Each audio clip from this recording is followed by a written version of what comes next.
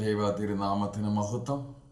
കർത്താവായ യേശു ക്രിസ്തുവിൻ്റെ വിലയേറിയ നാമത്തിൽ എല്ലാവർക്കും ഒരിക്കൽ കൂടെ സ്നേഹവന്ദനം അറിയിക്കുന്നു.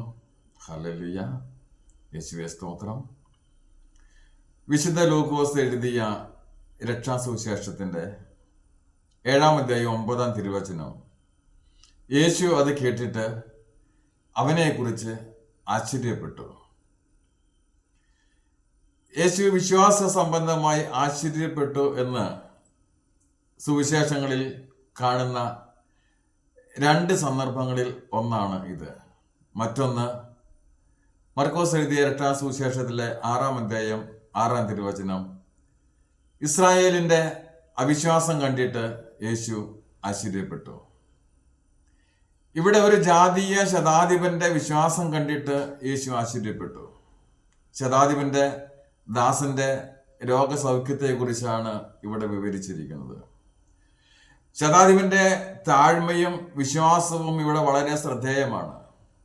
അവന്റെ ഭവനത്തിൽ യേശു വരുവാനുള്ള യോഗ്യത തനിക്ക് ഇല്ല എന്ന് താഴ്മയോടെ പറയുന്നു. യേശുവിന്റെ അടുക്കൽ വ്യക്തിപരമായി കടന്നു വരുവാനും താൻ അയോഗ്യനാണ് എന്ന് പറയുകയാണ്. എന്നാൽ ശാരീരിക സാന്നിധ്യമില്ലാതെ തൻ്റെ ദാസനെ സൗഖ്യമാക്കുന്നതിന് യേശുവിന് കഴിയും എന്ന് അദ്ദേഹം വിശ്വസിച്ചു.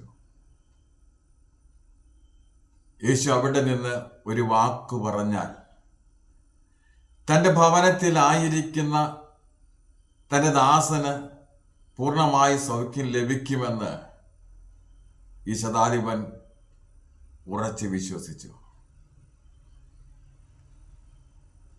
യേശുവിൽ നിന്നുള്ള ഒരു വാക്കുമതി ദീനത്തെ മാറ്റിക്കളയാൻ.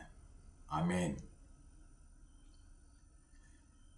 യേശുവിൻ്റെ പൂർണ്ണ അധികാരത്തെക്കുറിച്ച് ഒരു ഏറ്റുപറച്ചിൽ, ഇപ്രകാരം ഒരു ഏറ്റുപറച്ചിൽ ഇസ്രായേലിൽ ആരും നടത്തിയിട്ടില്ല. അതുകൊണ്ടാണ് യേശു പറഞ്ഞത്, ഇസ്രായേലിൽ കൂടി ഇങ്ങനെ ഒരു വിശ്വാസം കണ്ടിട്ടില്ല. ഹല്ലേലൂയ. ഇപ്രകാരം ദൃഢമായി നീ വിശ്വസിക്കുന്നുവോ?